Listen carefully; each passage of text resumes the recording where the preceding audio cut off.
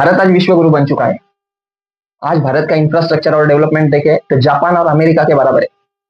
आज हमारे देश के प्रधानमंत्री सभी देशों का नेतृत्व कर रहे हैं। ऐसे ही बात करने वाले लोगों के बारे में आज हम बात करेंगे इस वीडियो में।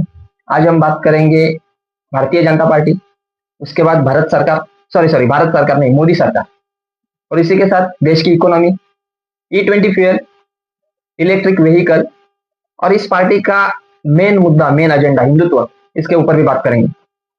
आजकल हम देख रहे हैं सोशल मीडिया पर बहुत बड़ा बवाल चल रहा है मोदी गवर्नमेंट के खिलाफ। क्या ये लोगों में आई हुई जागरूकता है या फिर किसी बड़ी ताकतों का इस देश के लोकतंत्र और इस देश की गवर्नमेंट को बिगाड़ने की एक साजिश है? जो नेपाल, बांग्लादेश जैसे देशों में हुआ, भारत में भी वही दोहराया जाएगा। लेकिन ये सब क्यों हो रहा है? लोग इतने आक्रामक क्यों हो रहे हैं? इसके पीछे की जो वजह है, इन वजहों के बारे में आज हम डिस्कस करेंगे। नमस्ते दोस्तों, मैं वरिश और आप जुड़ चुके हैं अपने हट के चैनल पर। Before we talk about Modi era, थोड़ा हिस्टोरिक कॉन्टेक्स्ट भी जरूरी है। पंडित जवाहरलाल नेहरू जो देश के पहले प्रधानमंत्री साल 1947 से साल 1964 तक रहे, उन्होंने देश के लिए क्या किया, या फिर बीजेपी के पॉइंट ऑफ व्यू से देखें तो उन्होंने देश के लिए कुछ किया भी या नहीं, इसके ऊपर भी एक थोड़ी सी नजर डालते हैं। पंडित जवाहरलाल नेहरू ने इंडिया को डेमोक्रेटिक रिपब्लिक नेशन बनाया और सेक्युलर प्रिंसिपल को प्रोटेक्ट किया। इनके इरा में पब्लिक सेक्टर का डेवलपमेंट भी हुआ, जैसे कि देश में बड़े बड़े स्टील प्लांट आए, IIT, IIM, AIIMS, ISRO, DRDO, ONGC, BEL, ये सब संस्थाएं, बड़ी बड़ी संस्थाएं जो हम देख रहे हैं, ये नेहरू के विजन का एक छोटा सा पार्ट है। इनके टाइम पे जब कोल्ड वॉर हुआ था, उस कोल्ड वॉर में भी हमारे देश ने न्यूट्रल रह के इंडिपेंडेंट फॉरेन पॉलिसी को मेंटेन किया था। ये सब अचीवमेंट्स, ये सब चीजें फ्यूचर डेवलपमेंट और नेशन बिल्डिंग के लिए बहुत इंपॉर्टेंट है, बहुत जरूरी है। हालांकि कुछ लोगों को लगता है कि यह सब बहुत ही कम चीजें, लेकिन सच्चाई ये है कि यह सब चीजें तब हुई थी जब हमारा देश पूरी तरीके से बिखर चुका था और देश में भूखमरी थी। अब 2014 के बाद मोदी इरा की तरफ चलते हैं। इनके समय पर कुछ अच्छी चीजें भी हुई और कुछ बुरी चीजें भी हुई।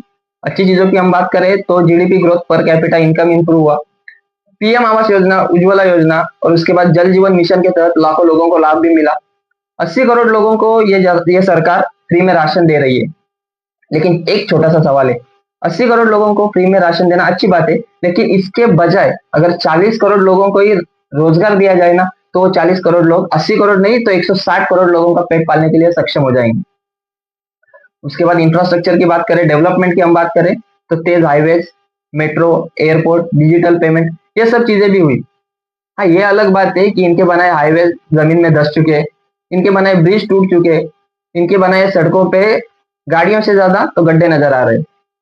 दूसरे निगेटिव पॉइंट्स की तरफ हम देखें तो यूथ अनएम्प्लॉयमेंट भी हाइपर है, इन्फ्लेशन रेट तेजी से बढ़ रहा है, लाइफ कॉस्ट इंक्रीज हो रही है, और उसके बाद जो बड़े बड़े प्रोजेक्ट आ रहे हैं, इसकी वजह से एनवायरमेंट भी दूषित हो रहा है। रिलीजियस टेंशन जो पैदा हुई है वो तो कंटिन्यू ही चलेगी। विश्व गुरु बनने का दावा करने वाले देश में स्टूडेंट सड़क पर उतरने पर मजबूर हुआ है। कृषि प्रधान देश में अगर सबसे ज्यादा दुखी कोई है तो वो किसान है।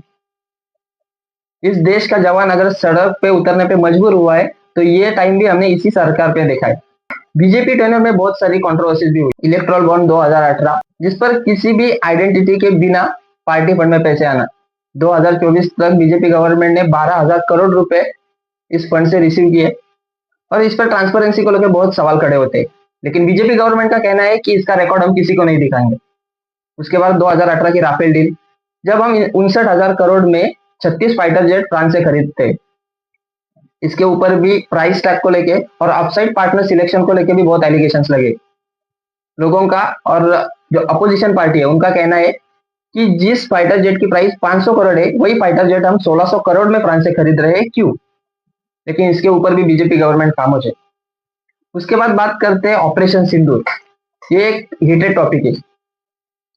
पहली बात तो पाकिस्तान को शरण क्यों दी, दूसरी बात उन 4 आतंकवादियों को क्यों नहीं मारा। लेकिन इससे भी बड़ा सवाल ये है कि उस टाइम पे पहलगाम में उस वक्त सिक्योरिटी क्यों नहीं थी और इसके ऊपर जांच क्यों नहीं हुई, ये एक बड़ा सवाल है। लेकिन इसके ऊपर भी बीजेपी गवर्नमेंट खामोश है। उसके बाद अंबानी और अदानी का जो एलोकेशन है, इसके बारे में डिटेल में हम इस वीडियो में चर्चा नहीं करेंगे, क्योंकि मुझे लगता है कि इसके ऊपर एक अलग से वीडियो बन सकता है। अब एनवायरमेंट और एनर्जी पर्सपेक्टिव से हम देखें तो government E20 fuel, electric vehicle पर ज्यादा फोकस्ड है।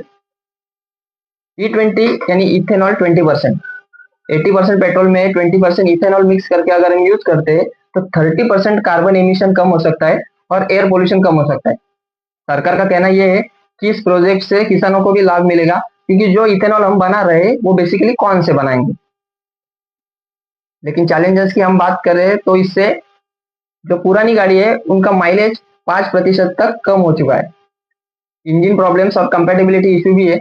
और दूसरी ओर हम देखें तो जितना इथेनॉल हमें चाहिए उसके लिए जो पर्याप्त मात्रा है कौन की, वो पर्याप्त मात्रा हमारे पास नहीं है। तो सुनने में आया है कि जो कौन हम खरीद रहे हैं वो अमेरिका से खरीद रहे हैं, यानी जो हमारा देश दुश्मन बनता चला है हम उसी के ऊपर डिपेंडेंट है। अब आते हैं इलेक्ट्रिक व्हीकल यानी ईवी पर। एडवांटेजेस की हम बात करें तो government subsidy, low operating cost and less pollution जैसे मुद्दे आते हैं। और वही हम बात करें चैलेंजेस की तो पोल्यूशन का बहुत बड़ा मुद्दा है। और उसके बाद उसको बनाने के लिए जो कॉस्ट लगता है वो कॉस्ट भी हाई।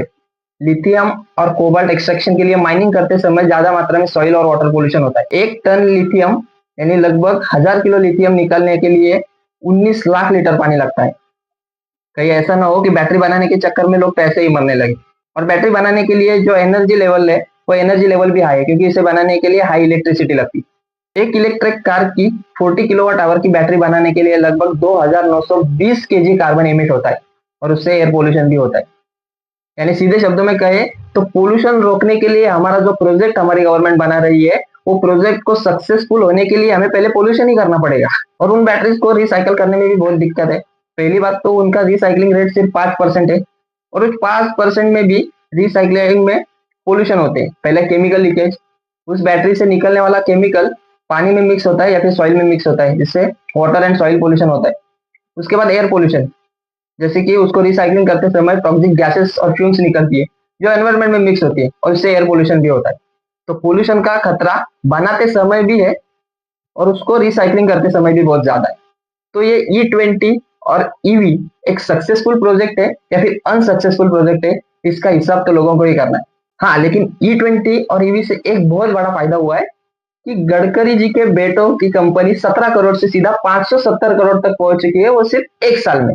ये एक देश के लिए, एक देश के विकास के लिए एक बहुत बड़ा पॉइंट है, एक बहुत बड़ा मुद्दा है और देश को आगे ले जाने के लिए एक बहुत बड़ी वजह भी यही है। अब बात करते हैं मोदी सरकार की कुछ अधूरे वादों की, जैसे कि काला धन वापिस लाना।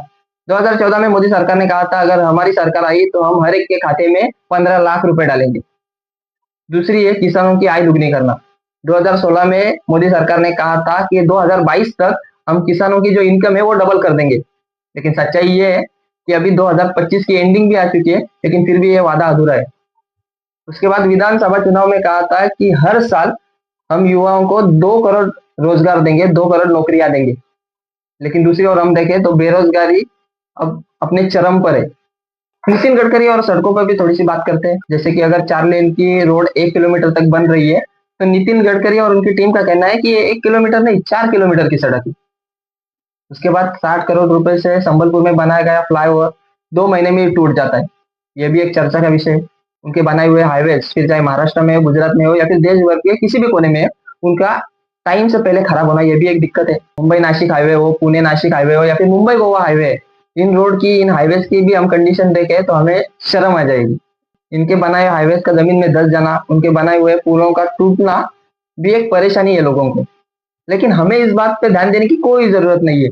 हमें तो ये देखना चाहिए कि दुबई के प्रिंस आते हैं और कहते हैं कि 6 महीने के लिए मुझे गडकरी को दे दो। दोस्तों, बात करते हैं बीजेपी गवर्नमेंट के कोर टॉपिक हिंदुत्व पर। जैसे कि हम देख रहे हैं कि बीजेपी के स्टेटमेंट पे, यानी बीजेपी के जो नेता है उनके स्टेटमेंट में ज्यादा से ज्यादा जिक्र होता है हिंदुत्व का। इन्हें हम कोई भी सवाल पूछे, चाहे हम इन्हें बेरोजगारी पर सवाल पूछे, चाहे एजुकेशन पर सवाल पूछे, चाहे इंफ्रास्ट्रक्चर डेवलपमेंट, किसी के ऊपर भी हम सवाल पूछे, इनके जवाब या तो धार्मिक होंगे, या तो मंदिर मस्जिद उसमें होंगे, या फिर हिंदुत्व पे होंगे, हिंदू मुस्लिम पे होंगे, या फिर इंडिया पाकिस्तान पे होंगे।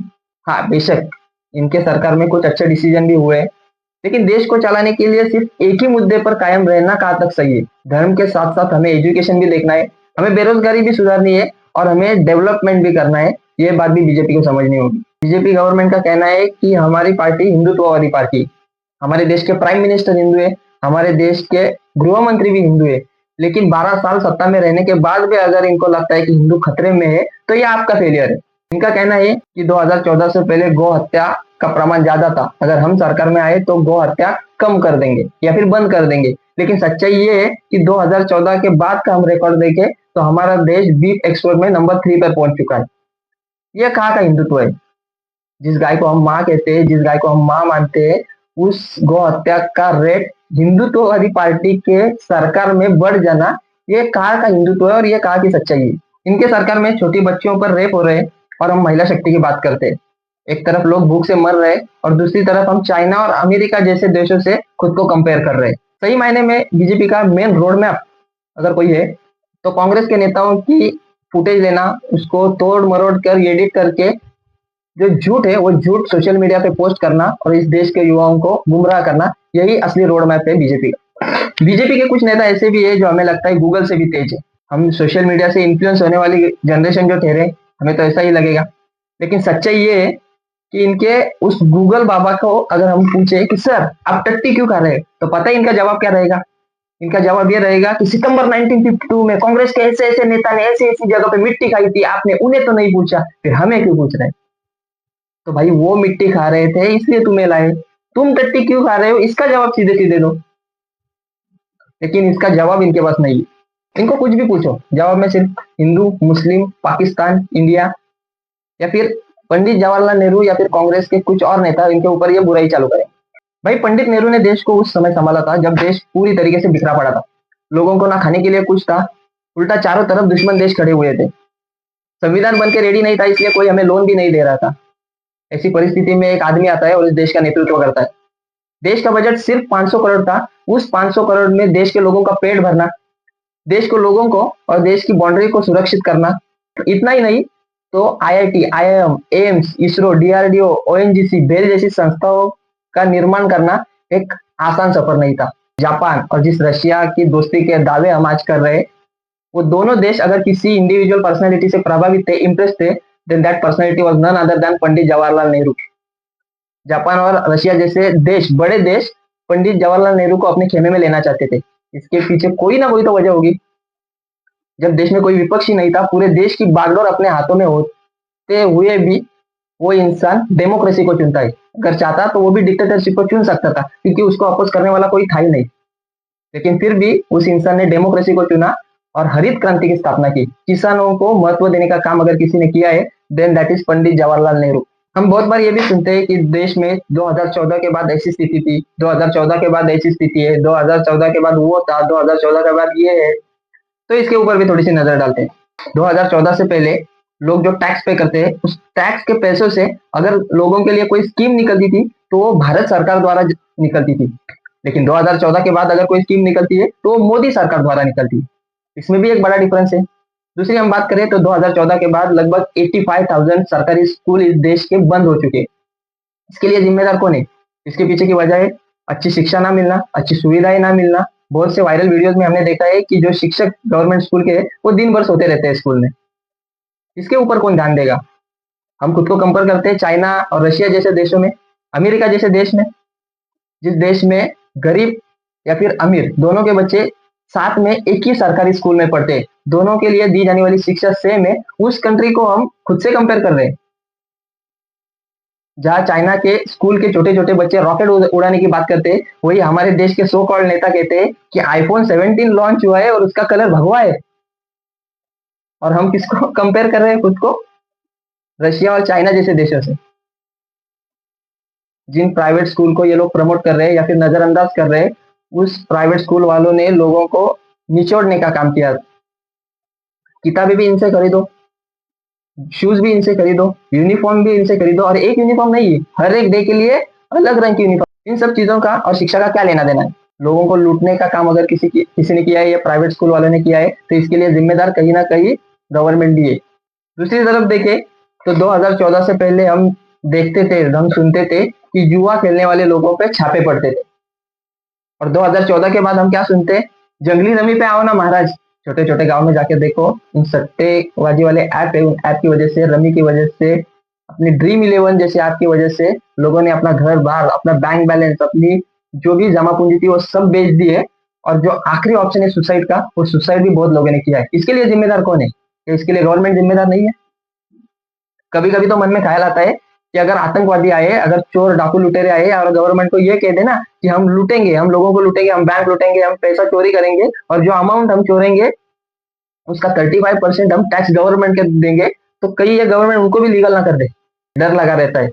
आखिर में इतना ही कहूंगा दोस्तों, खास करके इस देश के लोगों को, इस देश के युवाओं को, कोई भी पॉलिटिकल पार्टी, रूलिंग पार्टी हो, चाहे वो बीजेपी हो, चाहे वो कांग्रेस हो या फिर कोई और पार्टी हो, उस पार्टी के जो डिसीजन है, अच्छे डिसीजन को हमें प्रमोट करना है, उनकी प्रशंसा करनी है, और जो गलत डिसीजन है उनके ऊपर हमें सवाल उठाना है। यही सच्ची देशभक्ति है। किसी एक पॉलिटिकल पार्टी को फुल्ली सपोर्ट करना या फिर किसी पार्टी को फुल्ली अपोज करना, ये देशभक्ति नहीं, गुलामी है। जय हिंद।